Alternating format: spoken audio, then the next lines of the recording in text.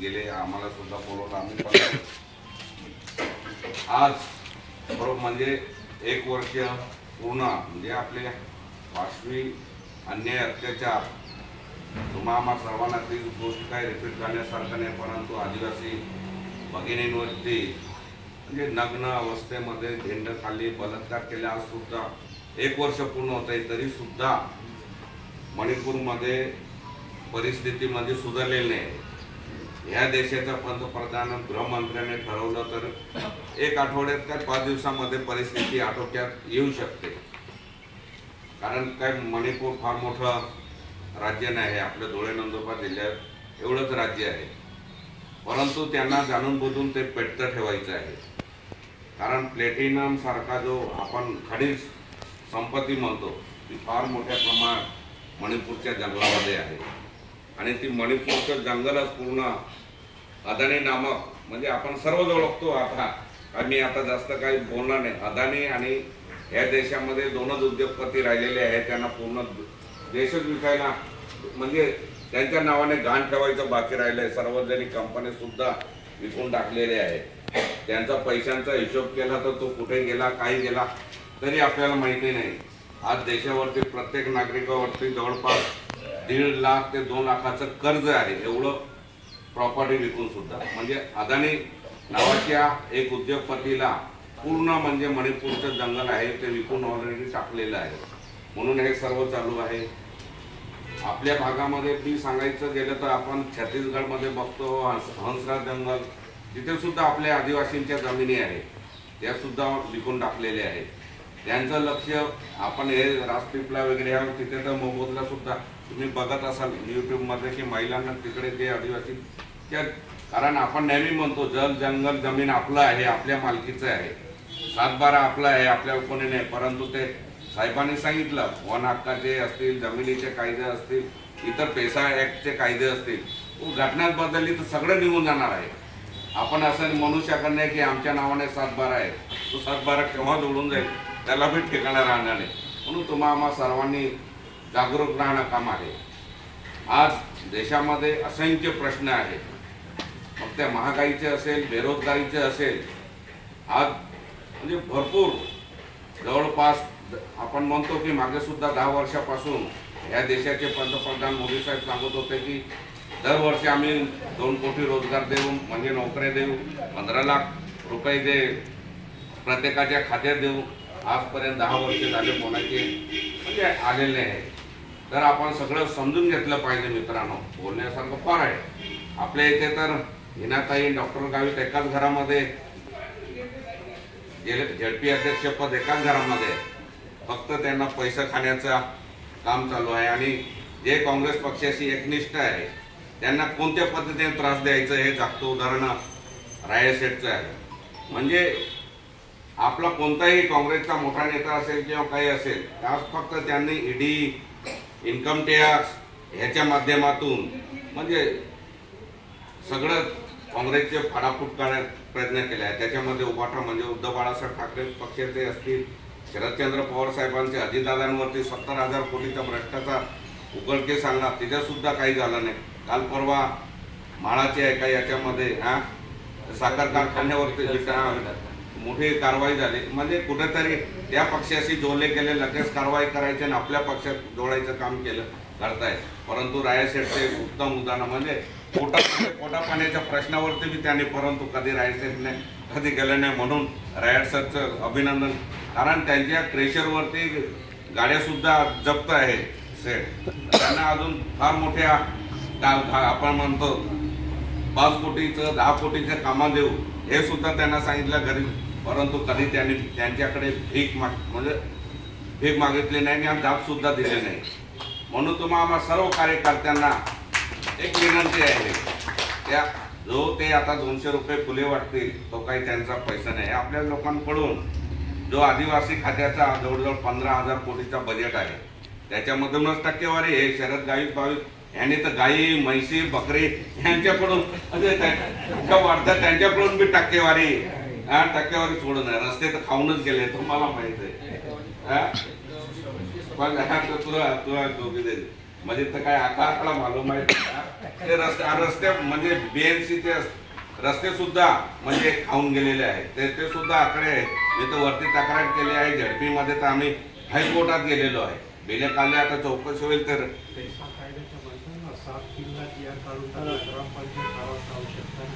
हा म्हणजे ग्रामपंचायतीला अधिकार राहणार नाही त्याच्यामध्ये.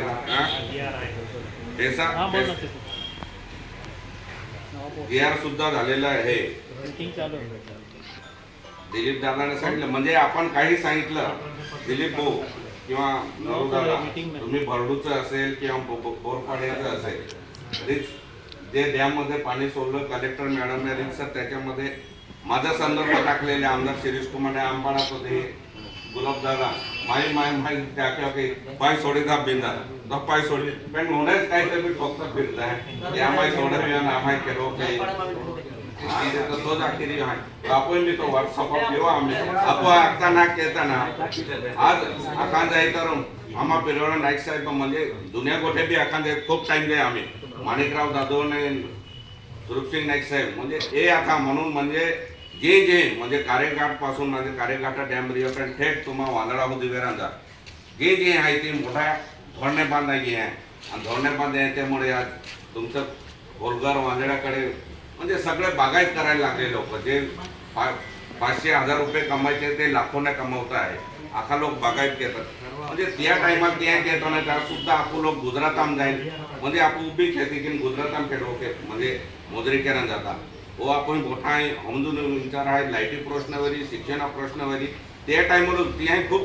आघाडी दूरदृष्टी की म्हणजे माणिकराव दादाने सुरसिंग दादा खूप आघाडी दूरदृष्टी की त्या रस्त्यावरी म्हणजे जे दवाखान्यावरी शिक्षणात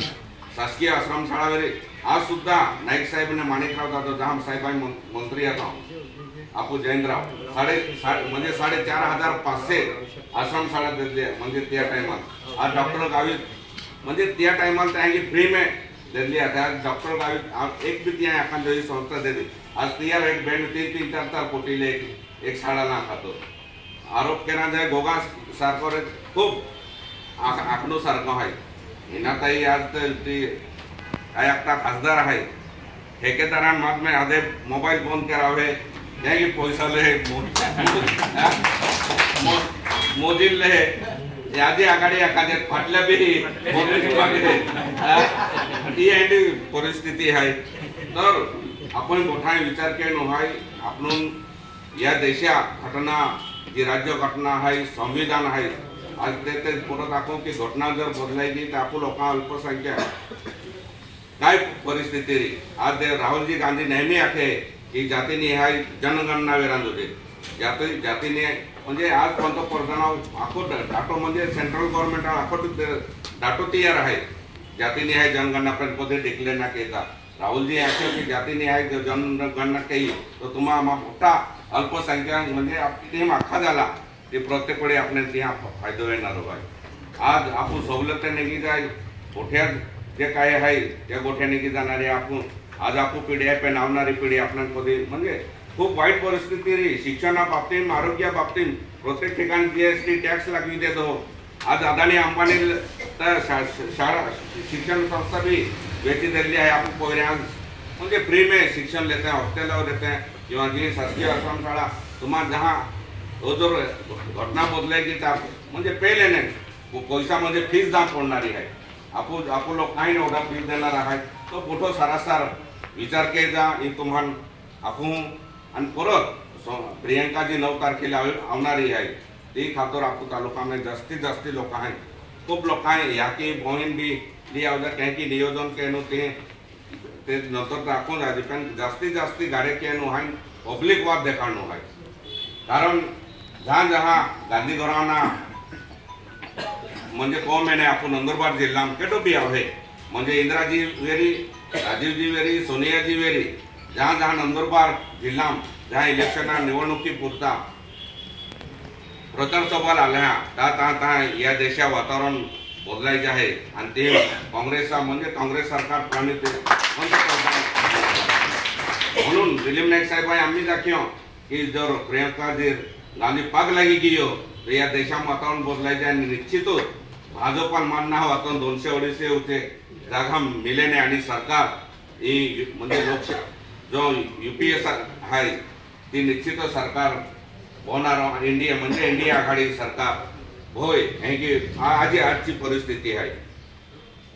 तर मित्र हो आपण खूप जास्तीत जास्त लोकांना लियावनो आहे यहाँ काय काय कोरोना काळामध्ये आम्ही दालम सिंग दादा या क्यों ये हरा म्हणजे आपू जाती एक IAS अधिकारी राजेंद्र तुम्हाला नाव उन्हा लावेल भारो खूप हारो काम के होतो आराम काम के पेंती है कोविशील्ड म्हणजे जे आपू कोविशील्ड आणि रेमडेसिविर जे वॅक्सीन आहे म्हणजे केडालते बी आम्ही उपयोग दांग होता तिया म्हणजे कमी भावामध्ये देतो पण तियाबद्दल बी खूप तक्रारी केली आहे म्हणजे खूप तक्रारी म्हणजे सेंट्रल गव्हर्नमेंट उचे हाय जी कमिटी रहती होगी तक्रार केली आहे त्याबद्दल ही तर जागतो उदाहरण आहे। आज तो बिचारो कलेक्टर आहे आखी नाही सके परंतु आज सुद्धा याबद्दल तक्रार गेल्या तर एंड ऑफ म्हणजे काहीतरी राजकारणा सुळा पोटी म्हणजे इकडे केलं तर म्हणून तुम्हाही मोठाही आपू लोकां खातर म्हणजे अल्पसंख्याक मोठा मित्र तर भाजपा फसाडे आपू न रहता जे काँग्रेसचा उमेदवार आहे गोवालजी पाडवी आम्ही सातूच दिया आज ने आजी तारीखी सातूच दिया प्रत्येक कारण प्रचार आम्हा त्या गट वाईज आम्ही उमरान गट आणि भौडो गट 8 तारखेला संध्याकाळी तुम्हाला कवा परवा 13 मा अंपाळ गट के आरसी दादा तुम्हाला 7 तारखेला 7 तारखेला हाँ अनवायने आम्हा माझे तिन्ही गोटा आकाल केला आहे हाँ 3 गोटा माझे आम्हा आकाल आम्हा ते अनबारा आहे आवला आहे तुम्हाला केवली तो गट वाईज मेन कार्यक्रम प्रत्येक ठिकाणी आम्ही हाँ यस टाइम तो प्रत्येक ठिकाणी आम्ही सभा मोठी सभा लेवून बी काही हे नाही मी शेवटी मी आपण जे मेन कार्य करता आहे हे ज्यांची आखी त्यांची जे आपण मतदार बंधू बघी घेत आहात म्हणून गोवाल दादा खूप आज संधी आहे दिलीप नाईक साहेब आहे शिरपुरा परिस्थिती केली नंदुरबार त्यांची परिस्थिती म्हणजे पहिला सारखं परिस्थिती ना आहे म्हणजे ती नावे उघडा खेळ नाही आखो म्हणजे काही जे आपण आता अदृश्य शक्ती त्या सुद्धा खूप मदत घेणारी आहे त्याच कारण तो भाजपने म्हणजे त्या भारतीय जनता पार्टीने या कुटुंबाला होता किधराही गेला आहे हा का म्हणजे आता की वाईट आम्हाला म्हणजे त्या टायमाला मोदी साहेबाला मत दिले तर आम्ही आता मोदी साहेबा जाणता पहिले या घोरणा पाठो पाडू आहे काटो काढणू आहे की उतरे नंदुरबार शहरात शिरपुरा जो उतरे म्हणजे भाग आता हा जे मत म्हणजे आपण कमी पडलं आहे मत आहे उलट ते बी वाद मत मिली हे तुम्हाला आखू आणि गोवाल दादा विजय निश्चित बी वेरी परंतु आपण खूप मेहनत लेवणू आहे प्रत्येक ठिकाणी म्हणजे जास्तीत जास्त लीड आपू भागा आपू तालुका देवणू आहे त्या निवडी लावता आणि काही आपण वेळे तो आका परत माने पिंजार झाडी जा खातर एक सभा आहे पिंजार खातर आखने दादा मी तुम्हाला फिरणार आहे नॉरपूर शहरावाला दादा 9 पुरा तुम्हाला